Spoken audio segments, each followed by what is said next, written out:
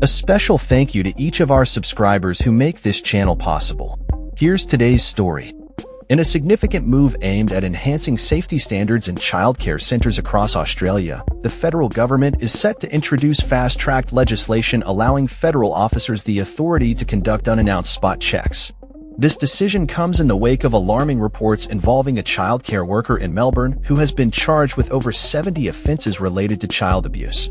Education Minister Jason Clare has confirmed that these new laws will be presented to Parliament in the upcoming sitting fortnight starting July 22nd. The legislation is a direct response to growing public concern over the safety of children in childcare facilities, particularly following the recent charges, which have raised serious questions about oversight and enforcement in the sector. The proposed laws will not only empower federal officers to carry out these spot checks without the need for a warrant, but will also enable the government to cut federal funding to centers that fail to meet safety standards. Clare emphasized the necessity of these measures, stating, "This will give powers to my department and my investigators to go in and check if the child is actually there." The aim is to ensure that childcare providers are held accountable and that children are protected from potential harm. In addition to these measures, the government is also considering the implementation of mandatory CCTV in childcare centers, a recommendation stemming from an independent review of New South Wales' early education sector. Clare noted that the presence of cameras could deter inappropriate behavior, stating, "If there's someone that's potentially up to no good, they know the cameras are there. That means it's less likely then that they're going to act."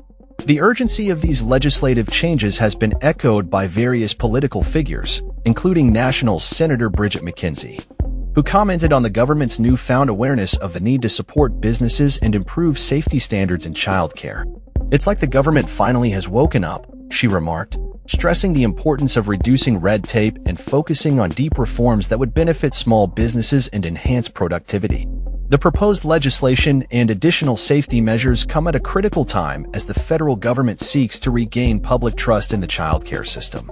The recent allegations of abuse have highlighted significant gaps in the current regulatory framework, prompting calls for a more robust approach to child safety.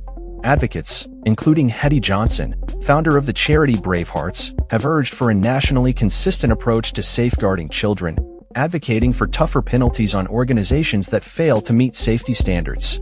As the government prepares to unveil these changes, the spotlight remains on the childcare sector, with many parents and caregivers hoping for a swift and effective response to ensure the safety and well-being of their children.